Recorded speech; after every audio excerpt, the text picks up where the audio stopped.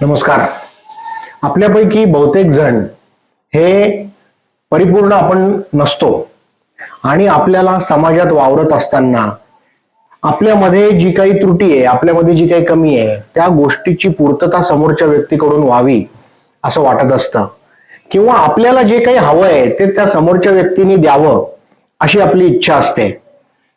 उदाहरणार्थ, आपण एखाद्या मुलाकडून किंवा मुलीकडून प्रेम हवं असेल किंवा आपल्या ऑफिसमध्ये आपल्याला सहकार्यांचं कॉपरेशन हवं असेल किंवा बॉसची खास मर्जी हवी असेल किंवा एखादा सिनियर व्यक्तीकडून आपल्याला अटेन्शन आणि आपल्या गरजा पूर्ण करण्यासाठी पैसे हवे असतील. गरज काही असू शकते. आज मी एक गोष्ट समाजामध्ये प्रकर्षाने बघतोय की मोठ्या प्रमाणावर आपण सगळेजण पॅनिक झालेले दिसतो, हापापलेले दिसतो. म्हणजे मला समजा एखाद्या आपल्याला मुलीकडून प्रेम हवंय तर हापापलेपणाने मुलं मागे लागतात. तू देच मला प्रेम. किंवा एखाद्या व्यक्तीकडून आपल्याला अटेन्शन हवं असेल, अगदी आपल्या घरातल्या आपल्या आईवडिलांकडनं अटेन्शन हवं असेल, तरी सुद्धा तुम्ही माझ्याकडे लक्ष देत नाही, तुम्ही त्याच व्यक्तीकडे लक्ष देता, म्हणून आपण पॅनिक होतो, भांडणं करतो. किंवा एखाद्या व्यक्तीकडून आपल्याला पैसे हवे असतील. बऱ्याच वेळेला मी बघितलंय की मुलींना मुलांकडनं पैसे हवे असतात, परंतु त्यावेळेला त्या मुली पॅनिक झालेल्या, हापापलेल्या दिसतात. अगदी म्हणजे मी तर अशा मुली बघितल्या आहेत की ज्या मोकळेपणाने म्हणतात, तू मला पैसे देत नाही मग मी तुझ्याशी का बोलू.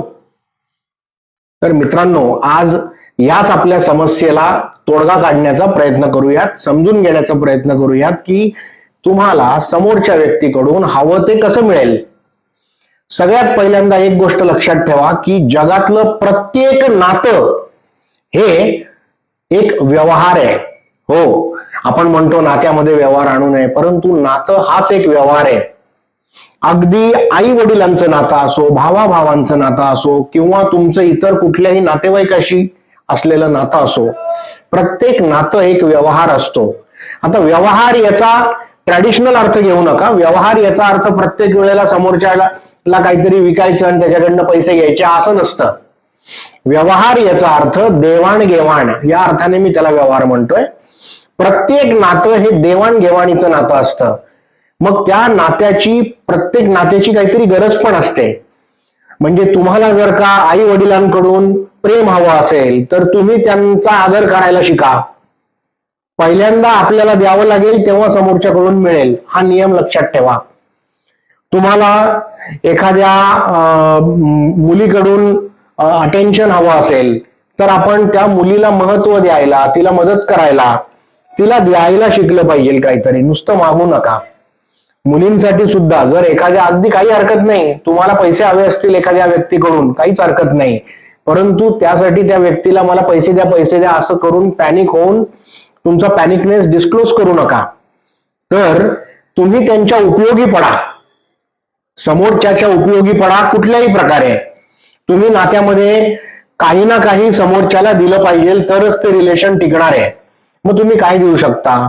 सचोटी, मैत्री, साथ, शक्ती, पैसे किंवा इतर कुठलीही गोष्ट किंवा आपुलकीनी वागणूक सुद्धा दुसऱ्याला आपण दिली तरी पण तो आपल्या जवळ येऊ शकतो. तर प्रत्येक नात्याची गरज ओळखा आणि केवळ त्या नात्यामध्ये डिमांड करण्यापेक्षा त्या नात्याला तुम्ही द्यायला शिका. त्या समोरच्या व्यक्तीची पण डिमांड असते ना काहीतरी, का डिमांड फक्त तुमचीच आहे?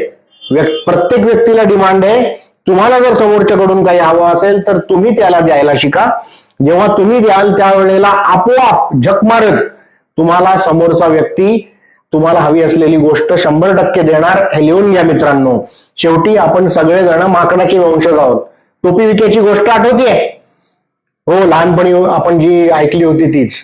ज्या वेळेला त्या टोपी विक्यानी माकडांना दगड मारले तेव्हा माकडांनी काय केलं? झाडावरची फळं काढून त्याला मारली. पण त्याला हव्या होत्या टोप्या. त्यांनी काय केलं? डोक्यावरची टोपी काढून खाली फेकली. माकडांनी सुद्धा काय केलं? आपापल्या डोक्यावरच्या टोप्या काढून खाली फेकल्या. टोपी विक्याने टोप्या घेतल्या आणि निघून गेला. सेम गोष्ट आहे. तुम्हाला जर का समोरच्याकडनं काही हवंय तर तुम्ही द्या आणि आपोआप तुम्हाला समोरून रेसिप्रोकेट होऊन हवी ती गोष्ट नक्की मिळेल. मागू नका, कुठलीही गोष्ट डिमांड करू नका, तर त्या गोष्टीवर कमांड करा.